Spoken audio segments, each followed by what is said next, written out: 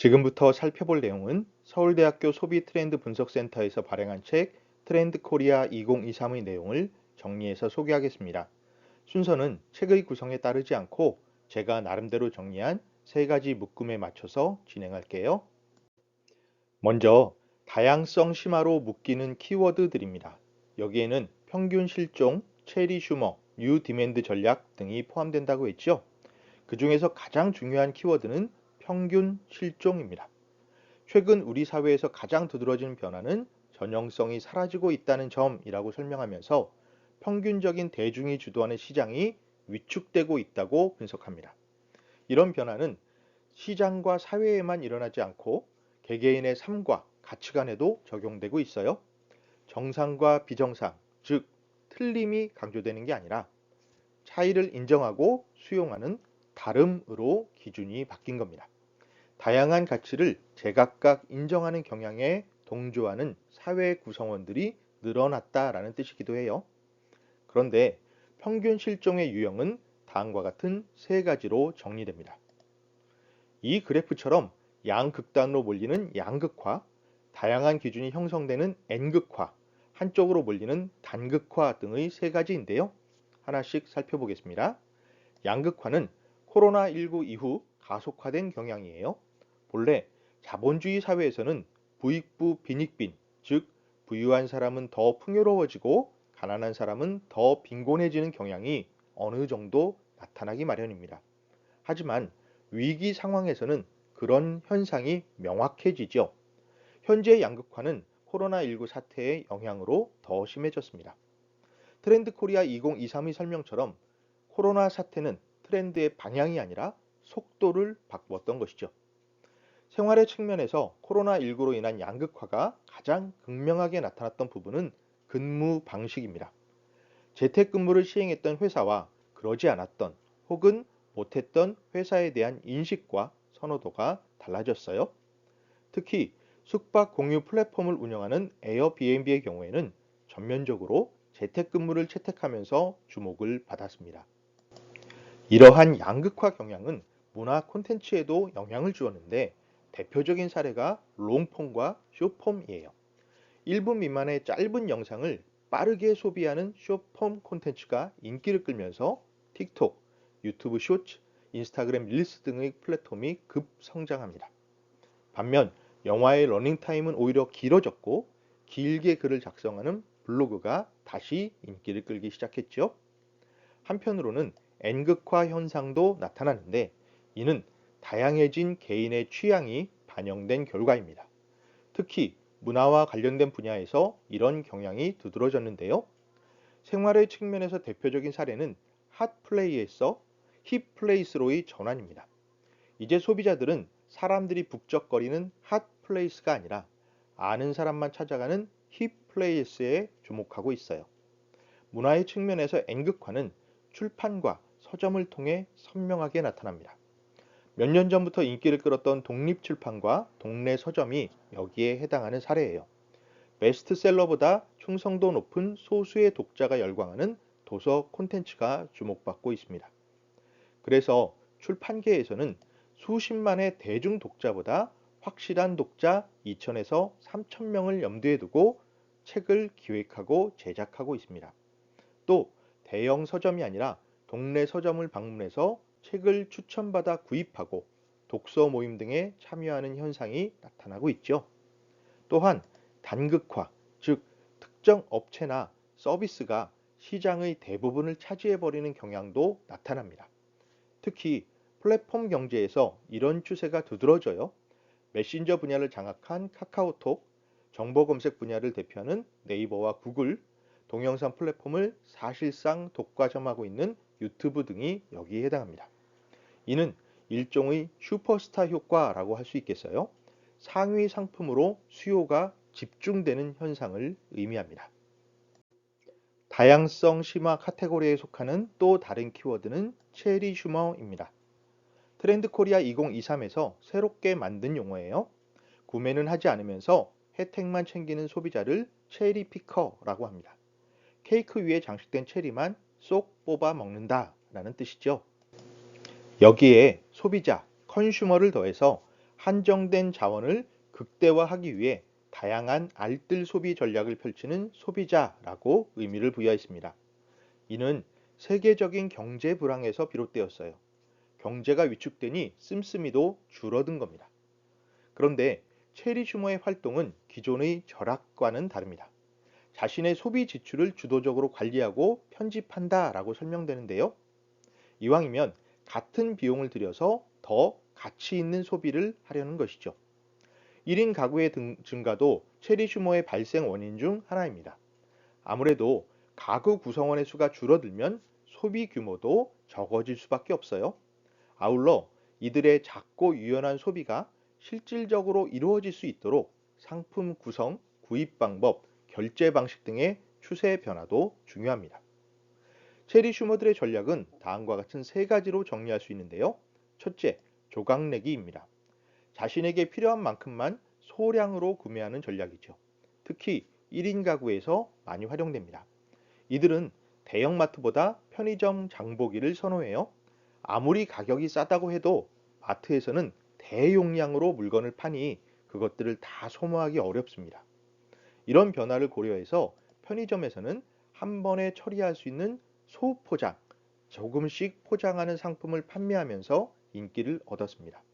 둘째, 반반입니다. 필요하지만 비용을 전부 부담하기는 부담스럽고 그렇다고 조각을 내기도 어려운 물건을 함께 구매하는 사람을 찾아서 구매하는 전략입니다.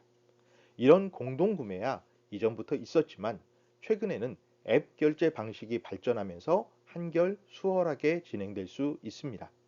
카카오톡의 더치페이, n분의 1 정산 기능을 활용하면 자투리 금액까지 정확하게 나눌 수 있게 되었거든요. 셋째, 말랑입니다. 구독 서비스가 늘어나면서 장기 계약이 아니라 필요한 만큼만 계약했다가 필요 없어지면 바로 해지하는 전략입니다. 이러한 소비 패턴에 빠르게 동조한 서비스도 출시되고 있어요. LG U 플러스의 유독은 소비자가 원하는 서비스를 고르고 매월 다른 서비스로 바꿀 수 있다라는 점을 강조합니다. 또 캐롯 손해보험의 퍼마일 자동차 보험은 주행거리만큼 보험료를 납부하는 후불 산정제를 도입해서 인기를 끌기도 했습니다. 다양성 심화 카테고리의 마지막 키워드는 유디멘트 전략입니다. 이 역시 신조어인데요. 사지 않고는 배길 수 없는 대체 불가능한 상품을 개발해 새로운 수요를 창출하는 방법론이라고 설명됩니다. 그런데 사실 이런 전략은 기존에도 있었어요. 그래서 트렌드라고 판단하기 어려운 부분도 분명히 있습니다. 트렌드 코리아 2023도 이것을 의식해서 뉴 디멘트 전략은 기존의 방법론을 정리한 성격이 짙다라고 표현하기도 했는데요. 하지만 이렇게 판단했다면 구태여 이것을 2023년 트렌드 키워드로 제시할 필요가 있었을지 아쉬운 부분입니다. 아무튼 평가는 잠시 미루어두고 내용을 소개하겠습니다. 뉴 디맨드 전략은 두 가지로 구분됩니다. 하나는 교체 수요, 즉 사용하던 상품을 바꾸려고 할 때 활용하는 전략이에요. 이는 다시 상품의 성능을 향상하는 업그레이드하기, 기존 제품에 새로운 의미를 추가하는 컨셉 덧입히기, 가격에 대한 부담을 줄여 수요를 창출하는 지불 방식 바꾸기 등으로 세분됩니다. 특히 지불 방식 바꾸기가 최근 많이 활용되는데 구독 경제가 여기에 해당하는 사례입니다. 우유, 신문 등의 정기 배달 서비스를 뜻하는 1세대, 정수기, 안마기 등의 렌탈에서 사용하는 2세대, 그리고 최근에는 디지털 플랫폼 맞춤 서비스로 발전해서 3세대 구독 경제가 이루어지고 있습니다. 또 하나는 신규 수요, 즉 새로운 상품을 구매할 때 활용하는 전략이에요. 이 역시 세 가지로 세분됩니다. 디지털 카메라나 휴대전화처럼 기존에 없던 상품을 만들어내거나 위니아 딤체처럼 김치 전용 냉장고라는 새로운 카테고리를 만들어 신규 수요를 만들거나 시각장애인이라는 특정한 타깃 수요자의 요구에 집중하면서 가치를 재평가받는 브래들리 시계처럼 마이크로 세그먼테이션, 즉 세밀하게 구분된 나만의 상품을 창출하는 방법 등이 있겠습니다. 두 번째 카테고리는 세대 혹은 세대 인식의 전환인데요. 여기에는 디깅 모멘텀, 인덱스 관계, 알파 세대가 온다, 네버랜드 신드롬 등이 포함됩니다. 이 카테고리에서 가장 중요한 키워드를 먼저 살펴볼게요. 디깅 모멘텀입니다. 자신의 취향에 맞는 분야를 깊이 파고드는 행위를 하는 사람들이 늘어나는 트렌드를 뜻해요. 여기에서 디깅은 파기, 채굴 등의 뜻이죠. 본래 대중음악 분야에서 새로운 음악 장르를 찾아내고 유행하는 음악의 동향을 분석하는 행동을 설명하는 용어였습니다. 그러다 2020년 이후 다른 문화예술 분야, 나아가 사회 전반에서 활용되기 시작했어요. 그런데 이런 경향은 경제적 불안과 코로나19 사태 등 실존적인 불안에 대처하는 방법이기도 해요. 자신이 좋아하는 분야에 몰입하여 자신만의 행복 전환점을 찾아내려는 삶의 태도라고 하겠습니다. 그런데 이것이 기존의 마니아, 오타쿠, 너드 등과는 다릅니다. 디깅 모멘텀의 핵심은 성장이에요. 자기 성장을 위해 몰입을 한다라는 점에서 차별되지요. 이것은 세 가지 유형으로 나눌 수 있겠습니다. 하나씩 살펴볼게요. 첫째, 콘셉트형 디깅입니다. 디테일한 콘셉트를 일상에 적용하거나 콘텐츠를 즐기는 기준으로 활용하는 경우인데요. 몰입하는 재미를 느끼는 것이 목적입니다. 이것은 문화예술 콘텐츠에도 많이 반영되고 있어요. 웹드라마, 웹코미디 콘텐츠에서 인기를 얻는 콘텐츠가 극사실, 즉 하이퍼 리얼리즘 서사인데요. 장기 연애, 찐형제, 취준진담 등의 콘텐츠로 유명세를 얻은 숏박스가 대표적인 사례죠. 둘째, 관계형 디깅입니다. 타인과 소통하면서 특정 대상에 함께 몰입하는 유형을 뜻해요. 특히 아이돌, 배우, 캐릭터 등이 주된 몰입 대상입니다. 같은 대상을 좋아하는 덕후들끼리 관계형 디깅을 하면 덕질의 공감대를 향상시킬 수 있어요. 이와 관련된 사례로 팬들이 만드는 2차 창작물인 페이크 드라마가 있습니다. 가령 2022년 이상한 변호사 우영우가 인기를 끌자 JTBC에서 운영하는 유튜브 채널 드라마 보야지에서 이상한 첫사랑 송지원이라는 콘텐츠를 발표했습니다. 우영우의 주연을 맡은 배우 박은빈과 강태호가 이전에 출연한 작품들을 짜집기해서 새롭게 만든 페이크 드라마입니다. 셋째, 수집형 디깅이에요. 특정한 아이템과 경험을 수집하는 활동을 뜻하는데 최근에는 단지 수집에 그치지 않고 적극적인 자랑도 함께 하고 있다라는 점에서 주목되는 부분입니다. 이는 SNS와 연결되기 때문이죠. 트위치나 유튜브에서 수집형 디깅 관련 콘텐츠를 많이 확인할 수 있습니다. 이 외에도 특정한 영화나 공연을 반복해서 관람하는 N차 관람도 여기에 해당하는데 이 경우에 수집 대상은 경험으로까지 확장되는 것이죠. 특히 뮤지컬에서는 이것을 회전문 관람이라고도 합니다. 세대 인식 전환 카테고리에 속하는 다음 키워드는 인덱스 관계인데요. 인간관계가 복잡해지면서 마치 인덱스, 색인이나 목록을 만들어서 관계를 전략적으로 관리하는 경향을 뜻합니다. 이것이 가능해진 이유는 SNS 활용이 늘었기 때문인데요. 이전에는 소수의 사람과 깊은 인연을 맺는 것이 관계 맺기의 중심이었다면 요즘에는 목적을 기반으로 수많은 인간관계가 형성됩니다. 특히 온라인을 기반으로 맺어진 관계는 노력이나 우연을 통해서 팔로워 수를 늘려나가면서 확장해 나갈 수 있죠. 이제 소통 도구의 변화가 관계 자체의 변화를 주도하고 있는 겁니다. 또 다른 원인도 있어요. 현대인은 이제 비슷한 생애 주기를 살지 않는다라는 사실입니다. 대학 진학, 취업, 결혼, 출산, 육아, 은퇴 등 생애 과정이 필수가 아닌 선택이 되었고 그 중에 따라서 각각의 삶이 달라졌습니다. 그래서 인간관계의 범위가 같은 과정을 겪는 사람들끼리로만 한정되지 않습니다. 이렇게 범위가 넓어지니까 피로도 쌓이고 관계를 효율적으로 정의할 필요도 생긴 것이죠. 인덱스 관계는 세 단계로 구분됩니다. 인덱스 관계의 만들기는 인연에만 의지하지 않는다라는 점에서 특징적이에요. 이것은 다시 두 가지로 구분되는데요. 먼저 목적 관계는 새로운 일을 도모하는 가운데 인간 관계를 확장하는 경향입니다. 다음 랜덤 관계는 낯선 타인과의 우연한 만남을 의도적으로 만들어서 관계를 확장하는 방식입니다. 랜덤 채팅, 오픈 채팅방 등이 대표적인 사례겠죠. 다음은 인덱스 관계의 분류하기입니다. 인간관계를 중요도에 따라서 구분하고 정리하는 것인데요. 친밀도에 따라서 연락을 주고받는 횟수, 매체, 방법 등을 정해서 관리합니다.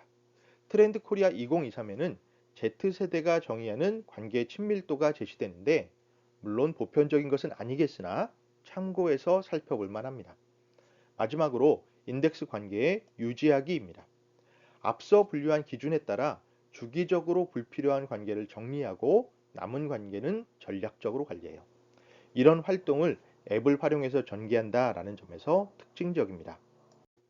다음 키워드는 알파 세대가 온다인데요. 이것은 세대 인식 전환 카테고리의 특징을 가장 분명하게 드러냅니다. 알파 세대는 Z세대 다음 연도로 따지면 2010년 이후에 태어난 이들, 현재의 초등학생을 뜻합니다. 그런데 이들은 앞선 세대와 확연히 달라요. 그 특징을 만드는 요소는 다음의 몇 가지입니다. 밀레니얼 세대 부모에게 태어나 그 영향을 받았고, 거의 완전한 디지털 원주민이며 코로나19 상황을 겪으면서 성장하고 있어요. 그래서 이들은 자기 중심성이 강하고, 이것을 활용해 기성세대의 관점인 성적이나 운동뿐만 아니라 여러 관점에서 자존감을 발현하고자 합니다. 그래서 알파 세대는 스스로 셀러브리티, 즉 유명인이 되려는 욕망이 어떤 세대보다 강합니다. 틱톡 등을 활용해서 자기 모습을 드러내는 일에 익숙하고요. 또 어떤 일을 할 때 단순한 프로그래머나 참가자가 아니라 전체적인 맥락을 살피고 총괄할 수 있는 아키텍트가 되기를 희망합니다. 청소년들이 게임 플랫폼 로보룩스를 좋아하는 이유도 이런 맥락에서 이해할 수 있어요. 나아가 알파 세대는 어릴 적부터 시장 경제 교육을 받은 자본주의 키드이기도 합니다. 최근 아동 청소년 도서 중에서 유독 경제 학습서 판매가 늘어난 것도 이런 경향을 반영합니다. 세금 내는 아이들이 그 대표적인 사례가 되겠습니다. 알파 세대가 새롭게 등장하면서 기존 세대론의 지형도 바뀌고 있습니다. 여러 기관에서 각 세대를 설명하는 자료를 제시하고 있는데요. 종합광고 대행사 대응기획은 밀레니얼, Z, 그리고 알파 세대를 이렇게 구분합니다. 이 자료에서 주목되는 부분은 성향이에요. 밀레니얼 세대가 세계화를 경험했고 경험주의적 측면이 강했다면, Z세대는 현실주의적이면서 윤리를 중시하고 알파 세대는 직관적 만족을 추구합니다. 물론 알파 세대는 아직 성장하고 있기 때문에 단정할 수는 없습니다. 너무 성급하게 결론 내리지 말고 이들이 어떻게 변모하는지 지켜봐야 하겠습니다. 세대 인식 전환 카테고리에 해당하는 마지막 키워드는 네버랜드 신드롬이에요. 네버랜드는 영국의 작가 제임스 매튜 베리의 소설 피터팬에 등장하는 환상의 공간입니다. 주인공 피터팬을 비롯해서 늙지 않는 아이들이 모여서 모험을 즐기며 살아가는 곳이죠. 그러니까 네버랜드 신드롬이란 나이 들기를 거부하는 이른바 어른이들이 많아지는 트렌드를 의미합니다. 같은 작품에서 유래한 말로 피터팬 신드롬이 있는데요. 이것은 어른들의 세계에서 홀로 아이로 남아 고립된 채 퇴행하는 부적응 상태를 의미합니다. 네버랜드 신드롬과는 사뭇 결이 다르죠. 아이로 머물고 싶은 욕망이야 예전부터 표현되었습니다. 하지만 어디까지나 일부의 성향에 불과했어요. 하지만 최근 들어 이런 성향이 사회 전체의 사고방식 혹은 생활 양식으로 확산되고 있습니다. 이를 네버랜드 신드롬이라고 설명한 거예요. 이 트렌드가 발생한 가장 직접적인 원인은 생애 주기 변화입니다. 즉, 인간의 수명이 늘어나면서 인생 초반부에 해당하는 기간이 함께 늘었기 때문에 사회 구성원들이 스스로를 아직 젊다라고 여기는 거죠. 이 네버랜드 신드롬도 세 가지로 구분할 수 있어요. 우선 리턴, 돌아가다. 어린 시절로 돌아가고 싶은 마음이죠. 이는 소비 행위를 통해 주로 드러나는데, 최근 유행했던 것으로는 유아용 완구 액세서리인 프린세스 목걸이 세트, 띠부띠부씨를 모으기 위해 빵까지 사는 포켓몬 빵 등이 있습니다. 다음은 스테이, 머무르다, 나이 들기를 거부하고 청춘으로 머물고 싶어하는 욕망이에요. 직장 생활에서 승진보다 워라밸을 지키기 위해 평사원으로 지내려는 사람이 늘고 있습니다. 팬덤에 참가해 뒤늦게 덕질을 시작한 중년도 늘고 있고요. 이런 경향을 가장 극명하게 보여줬던 사례가 2022년 개봉한 영화 탑건 매버릭입니다. 톰 크루즈가 연기한 주인공 매버릭은 탁월한 전투기 조종 능력을 가졌지만 진급하지 못하고 혹은 않고 현재 파일럿으로 활동하지요. 비록 주름이 깊어지고 옆구리에 군살도 좀 붙었지만 그는 여전히 1986년 발표됐던 전작과 같은 정신과 매력을 유지하고 있었습니다. 마지막은 플레이, 놀이하다입니다. 놀이는 아이들이 주요한 임무이자 가장 좋아하는 활동이죠. 아이처럼 놀고 싶은 욕망이 투영됩니다. 엄격하고 진지한 활동에도 가급적이면 가볍고 명랑하게 만들어요. 명랑 골프, 에세이의 그림 일기화라고 할 수 있는 인스타그램 만화 일상툰 등이 여기에 해당하는 사례입니다. 이와 관련된 문화 중에서 특히 주목되는 것은 캐릭터의 셀럽화예요. 아이들의 전유물로 인식되던 캐릭터 상품이 폭넓은 연령대에서 수용되고 있는 겁니다. 귀여운 캐릭터를 앞세워 점유율을 높인 카카오뱅크, 롯데 홈쇼핑의 벨리곰, 전통적인 두꺼비 캐릭터가 광고를 담당하는 하이트 진로의 진로이즈백 등이 대표적인 사례라고 할 수 있겠습니다. 마지막 카테고리는 일상회복 기술인데요. 여기에는 공간역, 오피스 빅뱅, 선제적 대응 기술 등의 키워드가 포함됩니다. 먼저 공간역을 살펴볼게요. 최근 공간이 새롭게 조망받고 있습니다. 사람을 모으고 머물게 하는 공간이 가진 실제적이고 잠재적인 힘을 공간력이라고 설명하고 있어요. 물론 아무 공간이나 이런 힘을 발휘하는 것은 아닙니다. 테마와 콘셉트를 통해 공간의 독창적인 이미지를 창출해서 고객의 환상을 구현하는 공간이어야 비로소 힘을 발휘할 수 있죠. 다른 것들처럼 공간력도 역시 세 가지로 구분됩니다. 첫째, 인력. 공간 자체의 힘으로 사람을 끌어들이고 머물게 하는 힘을 뜻합니다. 이를 문화에 결합한 대표 사례가 미국 뉴욕의 쇼필츠인데요. 쇼핑몰인데 전시와 공연을 통해 브랜드를 홍보하고 제품을 체험할 수 있어요. 일종의 경험 경제를 실현한 겁니다. 국내에도 비슷한 공간이 있습니다. 제주시 구자읍과 조천읍에 위치한 해녀의 부엌입니다. 식당 겸 공연장이에요. 제주산 식재료로 음식을 만들고 해녀의 삶을 소재로 한 공연을 관람할 수 있습니다. 둘째, 연계력. 공간과 공간을 연계해서 효율성 강화를 도모하는 힘을 뜻합니다. 트렌드 코리아 2023에서는 가상과 현실의 연계만을 제시하지만 사실 앞서 인력 부분에서 제시한 지역 간의 연계, 로컬 소셜라이징도 연결력에 포함시키는 편이 타당하다고 판단합니다. 그래서 이 부분에서 설명할게요. 저는 연계력을 두 가지로 파악합니다. 먼저 지역 간 연계입니다. 지역 정체성을 반영한 공간 콘텐츠, 공간력이 지역사회로 환원되는 구조를 만들면 더 큰 힘을 발휘할 수 있어요.